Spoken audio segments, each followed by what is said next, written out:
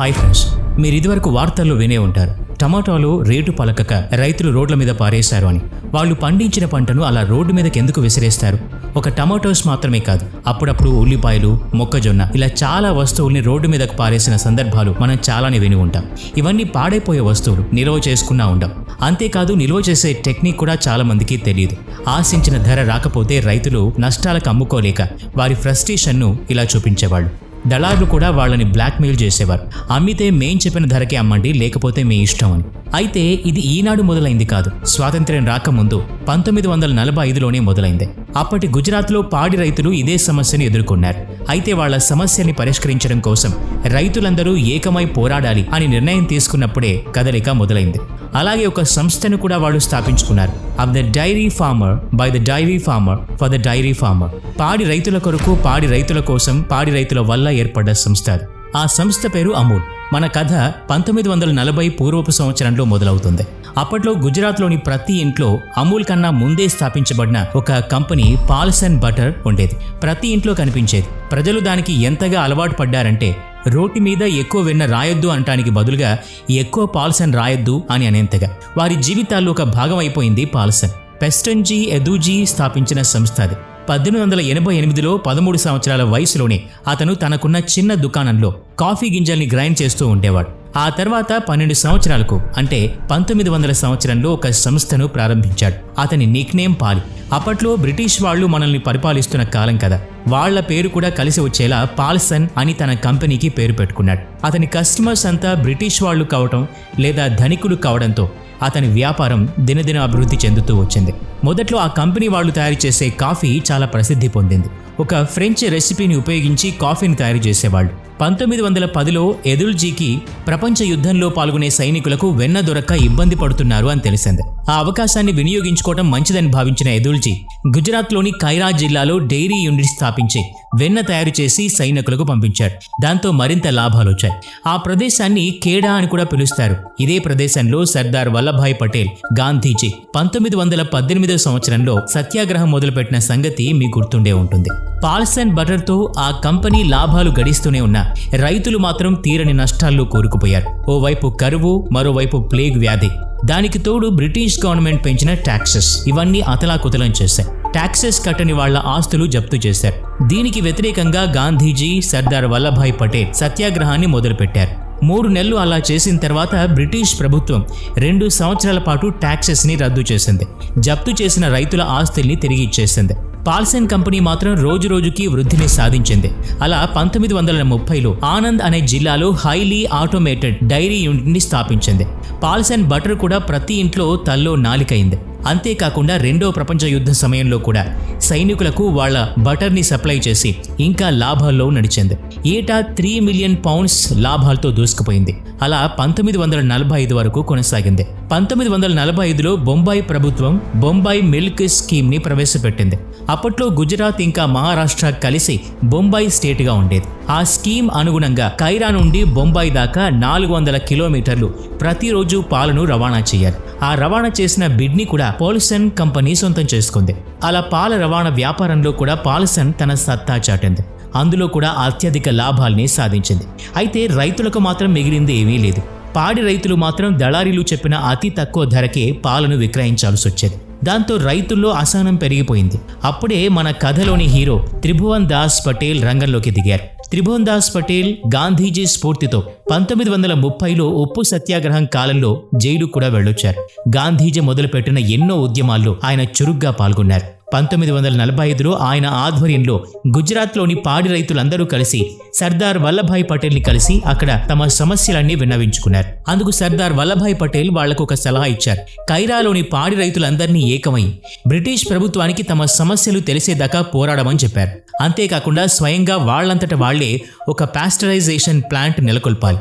అలాగే ఒక కోఆపరేటివ్ సొసైటీని స్థాపించి రైతులు స్వయంగా తామే పాలను విక్రయించుకునేలా చేసుకోవాలని చెప్పారు. అయితే ఇందుకు బ్రిటిష్ గవర్నమెంట్ ఒప్పుకుంటుందా అన్న సందేహం రైతుల్లో కలిగింది. ఆ సందేహానికి ప్రభుత్వం ఒప్పుకోకపోతే ధర్నా చేయమని జవాబు చెప్పారు సర్దార్ వల్లభాయ్ పటేల్. కొన్ని రోజుల పాటు రైతులందరూ కొంత నష్టపోయినా అందరూ కలిసి పోరాడితే పరిష్కారం దొరుకుతుంది అని సలహా ఇచ్చి నమ్మకస్తుడైన మొరార్జీ దేశాయిని కోఆపరేటివ్ సొసైటీ ఏర్పడటానికి సహాయంగా వాళ్ళతో పంపించారు. వల్లభాయ్ పటేల్ ఇచ్చిన ఈ సలహా రైతులందరికీ నచ్చింది. అలా కైరాలోని పాడి రైతులందరూ కలిసి Kaira district milk cooperative producers union limited KDMCPUL స్థాపించారు. వాళ్ళు అనుకున్నట్టుగానే సొసైటీలోని రైతులు తమకు తామే పాలను విక్రయించడానికి బ్రిటిష్ ప్రభుత్వం ఒప్పుకోలేదు. దాంతో రైతులందరూ ధర్నాకి దిగారు. ఆ ధర్నా వల్ల 15 రోజుల పాటు బొంబాయికి ఒక్క చుక్క కూడా పాలను రవాణా చేయలేకపోయారు. బాంబే మిల్క్ స్కీమ్ ఉపయోగం లేకుండా పోయింది. దాంతో 15 రోజుల తర్వాత మిల్క్ ప్రెసిడెంట్ అయిన ఒక బ్రిటిష్ వ్యక్తి అక్కడి పాడి రైతులతో మాట్లాడి సమస్యల్ని పరిష్కారాల్ని చర్చించారు. చర్చలు సఫలం కావడంతో రైతులు సంతోషంతో స్వయంగా తామే పాలను విక్రయించడానికి మార్గం సుగమమైంది.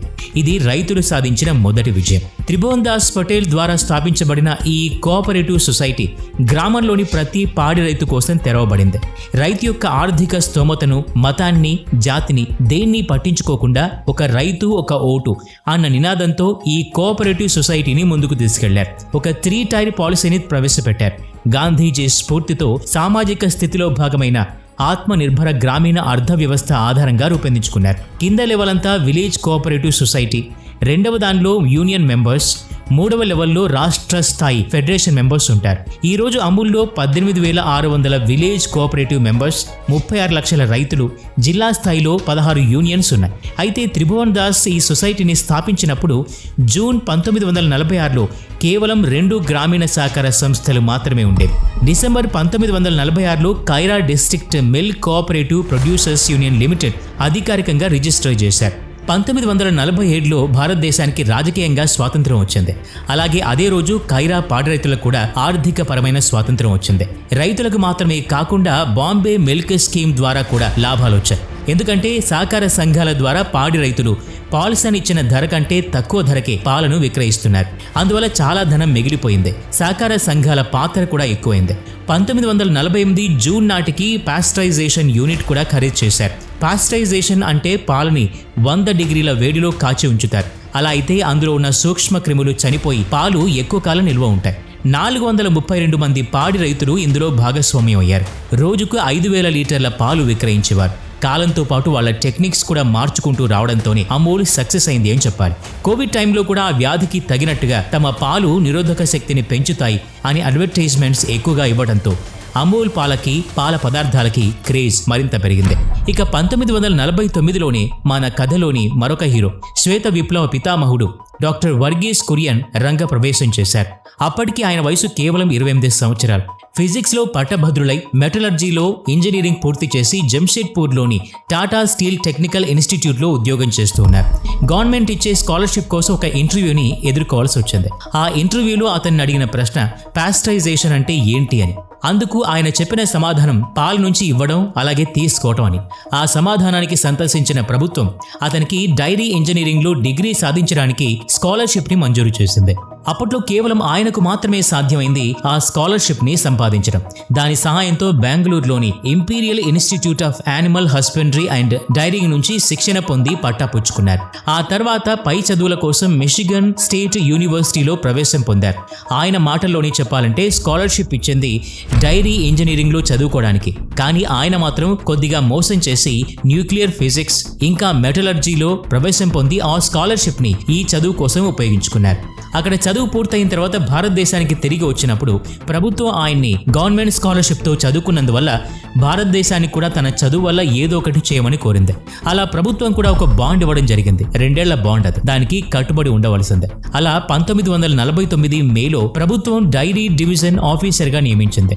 350 రూపాయల వేతనంతో ఆనంద్లోని ఒక బటర్ కంపెనీకి వెళ్లవలసి వచ్చింది. తనకు ఇష్టం లేకపోయినా కేవలం ఆ 2 సంవత్సరాలు పూర్తి చేసుకుని తిరిగి విదేశాలకు వెళ్లాలన్నది ఆయన ఉద్దేశం. అయితే ఇక్కడే కథ మలుపు తిరిగింది. ఆయన పనిచేస్తున్న ప్రభుత్వ బిల్డింగ్లోని మరొక అంతస్తులోనే కైరా కోఆపరేటివ్ యూనియన్ కూడా ఉంది.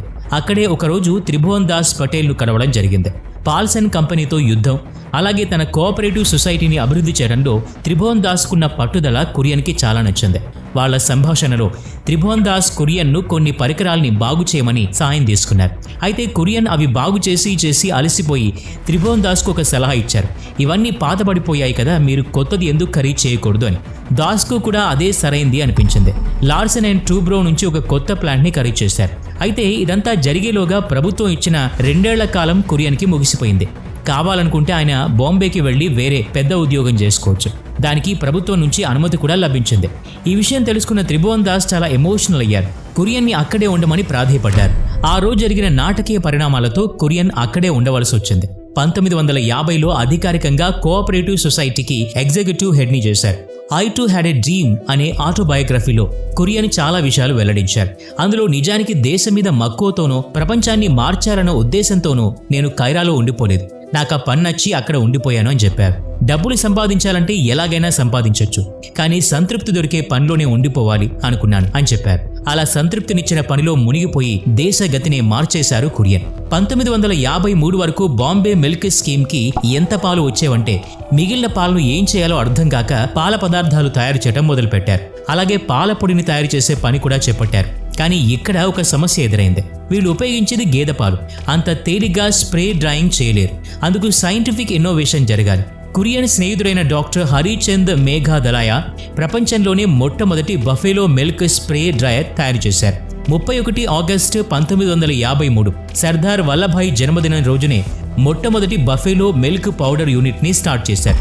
అప్పటికి ఏషియాలోని అతిపెద్ద ప్లాంట్ అది. రోజుకి 1,00,000 లీటర్ల పాలను ప్రాసెస్ చేయొచ్చు. అంతేకాదు గేదె పాలను ప్రాసెస్ చేసే యూనిట్ తయారవడం దేశంలోనే మొట్టమొదటిది. అప్పటి ప్రధానమంత్రి జవహర్లాల్ నెహ్రూ ఇంకా ఇందిరాగాంధీ ఆ యూనిట్ ప్రారంభోత్సవానికి గౌరవ అతిథులుగా విచ్చేశారు. అప్పటి వరకు కోఆపరేటివ్ యూనియన్ అనే పేరుతోనే పాలను, పాల పదార్థాల్ని విక్రయించిన వారికి ఇప్పుడు ఒక బ్రాండ్ కావాల్సి వచ్చింది. 1957లో ఆ లబొరేటరీలో విధులు నిర్వహిస్తున్న ఒక కెమిస్ట్ అమూల్య అన్న పేరును సజెస్ట్ చేశారు. అమూల్య అంటే మూల్యం లేనిది, వెలకట్ట లేనిది అని సంస్కృతంలో అర్థం ఉంది. అందులోంచి అమూల్ అనే పేరును తీసుకున్నారు. ఆనంద్ మిల్క్ యూనియన్ లిమిటెడ్లోని మొదటి అక్షరాలు అన్నీ కలిపి అమూల్ పేరుని తమ బ్రాండ్ నేమ్గా ఖాయం చేసుకున్నారు. అలా బటర్ కూడా తయారు చేసి విక్రయించడం మొదలుపెట్టారు. కానీ పాల్స్ అండ్ బటర్కి దీనికి చాలా తేడాలు ఉండటం వల్ల అమూల్ బటర్ మార్కెట్లో నిలదొక్కుకోలేకపోయింది, ఫ్లాప్ అయింది. గేదె పాల నుంచి అదే రోజు వెన్న తీస్తే తెలుపు రంగులోనే ఉండేది. పాల్స్ అండ్ బటర్లో వాడే బటర్ మాత్రం బయట నుంచి తయారు చేసింది. పాలను చల్లదనంలో ఉంచకుండా 10 రోజులు అలానే పులియపెట్టి దాంతో బటర్ తయారు చేస్తుంది పాల్సన్. పాలలోని లాక్టిక్ యాసిడ్ బ్యాక్టీరియా వల్ల ఎక్కువ పుల్లగాయి కలర్ మారుతుంది. ఎక్కువ రోజులు బటర్ నిల్వ ఉండడం కోసం పాల్సన్ అందులో ఉప్పు కూడా ఎక్కువ మోతాదులోనే కలిపేది. పాల్సన్ బటర్ ఆవు పాలతో తయారు చేస్తుంది. అమూల్ బటర్ గేదె పాలతో తయారు చేస్తుంది. అందువల్ల రంగులో కూడా చాలా మార్పు ఉండేది. పాల్సన్ బటర్కి దానికి రుచికి అలవాటు పడ్డ ప్రజలు అమూల్కి దగ్గర అవ్వలేకపోయారు. పాల్సన్తో పోటీని తట్టుకునేందుకు అమూల్ కూడా వాళ్ళు తయారు చేసిన బటర్లో ఉప్పు అలాగే రంగు పదార్థాలని కలిపి ఎల్లో కలర్ వచ్చేలాగా తయారు చేశారు. కురియన్కి ఈ విషయం నచ్చకపోయినా వినియోగదారుల తృప్తిని దృష్టిలో ఉంచుకుని అలాగే కంపెనీ యొక్క భవిష్యత్తును దృష్టిలో ఉంచుకొని ఒప్పుకోక తప్పలేదు. ఇలా మార్పు చెందడం వల్ల అమూల్ పాల్సన్ కన్నా ఎక్కువ స్థాయిలో అమ్మకాలు జరిపింది. పాల్సన్ని వెనక్కి నెట్టేసింది. ఇక ఇప్పుడు మనం మాట్లాడుకోవాల్సింది మార్కెటింగ్ స్ట్రాటజీ గురించి. అమూల్ అడ్వర్టైజ్మెంట్లో మనకు కనిపించే చిన్న పాప గుర్తుంది కదా, నిజానికి ఆ పాపతో చేసిన అడ్వర్టైజ్మెంట్స్ అన్నీ గిన్నీస్ బుక్ ఆఫ్ వరల్డ్ రికార్డ్స్లో కూడా నమోదయ్యాయి. వరల్డ్ లార్జెస్ట్ అవుట్డోర్ అడ్వర్టైజింగ్ క్యాంపెయిన్స్లో రికార్డ్ నెలకొల్పారు. 1966లో సిల్వెస్టర్ డాక్టర్ కున్హా రూపొందించిన అడ్వర్టైజ్మెంట్ అది. నిజానికి పాల్సన్ అడ్వర్టైజ్మెంట్లో కనిపించే అమ్మాయికి కొద్దిగా వ్యతిరేకంగా రూపొందించిన అడ్వర్టైజ్మెంట్ ఇది. ఆ తర్వాత కైరా కోఆపరేటివ్ యూనియన్ లాగానే గుజరాత్లో అనేక పాల సహకార కేంద్రాలు వేశాయి.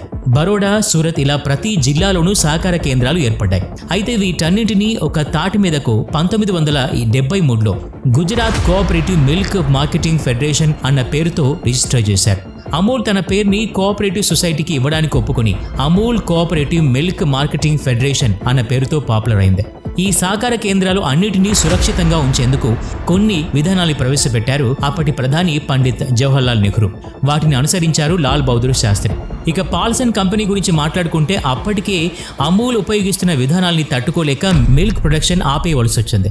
దానికి తోడు ప్రభుత్వం కూడా కేవలం సహకార సంఘాలకు మాత్రమే మిల్క్ ప్రొడక్షన్ అలాగే పాల పదార్థాల ప్రొడక్షన్ ఇవ్వడంతో పూర్తిగా కంపెనీని మూసేయాల్సిన పరిస్థితి వచ్చింది. అయితే పూర్తిగా కంపెనీని మూసేయలేదు, కానీ కేవలం పాల పదార్థాలు పాలు ప్రొడ్యూస్ చేయడం మాత్రమే ఆపేసింది. ఆ తర్వాత natural tanning chemicals, leather industries Paulson company run చేసింది. 1964లో లాల్ బహదూర్ శాస్త్రి కురియన్ని ఆనంద్లో కలిసి అమూల్ కంపెనీని దేశమంతా వ్యాప్తి చేయొచ్చు కదా అని అడిగారట. అందుకు సమ్మతించిన కురియన్ 1965లో నేషనల్ డైరీ డెవలప్మెంట్ బోర్డు స్థాపించారు. ఆ తర్వాత 1969-70 మధ్యలో ఆపరేషన్ ఫ్లడ్ ప్రపంచంలోని అతిపెద్ద పాల ఉత్పత్తి కేంద్రం ప్రారంభమైంది. 1950లో మన దేశంలో పాల ఉత్పత్తి చాలా తక్కువ. ప్రతి సంవత్సరం దాదాపు 55,000 టన్నుల పాలను దిగుమతి చేసుకోవాల్సి వచ్చేది. 1970లో ఇది పూర్తిగా రివర్స్ అయింది. 1998 నాటికి అమెరికాను కూడా పూర్తిగా వెనక్కి నెట్టి భారతదేశం పాల ఉత్పత్తిలో ప్రథమ స్థానంలో నిలిచింది. అమూల్ కంపెనీ సక్సెస్ కేవలం ఒక కంపెనీది మాత్రమే కాదు, మన దేశానిదే. ఒక చిన్న సహకార సంస్థగా ప్రారంభమైన కంపెనీ దేశంలోనే పాలకు లోటు లేకుండా చేసింది. ఎంతో మంది రైతుల్ని తమ కాళ్ల మీద తాము నిలబడేలా చేసింది. పేదరిక నిర్మూలనకు ఒక అవకాశం కల్పించింది. ఆ కంపెనీలోకి బ్యూరోక్రాట్స్, రాజకీయ నాయకులు ప్రవేశం పొందకుండా చేయడంలో కురియన్ పాత్ర అమోఘం. ఇంతవరకు కంపెనీ స్టాక్ ఎక్స్చేంజ్లో లిస్ట్ చేయబడలేదు, ఎందుకంటే ఈ సహకార కేంద్రానికి రైతుల యజమానులు. కంపెనీకి వచ్చే 80% ఆదాయం రైతులకే చెల్లుతుంది. అందులోని మేనేజింగ్ కమిటీ సభ్యుల్ని ప్రజాస్వామికంగా ఎన్నుకోవడం జరుగుతుంది. ఈ రోజు ఆ కంపెనీ డైరెక్టర్ సోధి ఆధ్వర్యంలో 46,000 కోట్ల టర్నోవర్ సాధించింది. అమూల్లో 36 లక్షల మంది రైతుల భాగస్వామ్యం ఉంది. ఇది అమూల్ కథ, అంటే మన రైతుల కథ, మన దేశ ప్రగతి, మనం సాధించిన విజయం. ఈ వీడియో నచ్చినట్లయితే లైక్ చేయండి, షేర్ చేయండి. ఇలాంటి మరిన్ని వీడియోస్ కోసం ఈ ఛానల్కి సబ్స్క్రైబ్ చేసుకుని బెల్ ఐకాన్ మీద క్లిక్ చేయండి. నెక్స్ట్ వీడియోలో మళ్ళీ కలుద్దాం. Thanks for watching.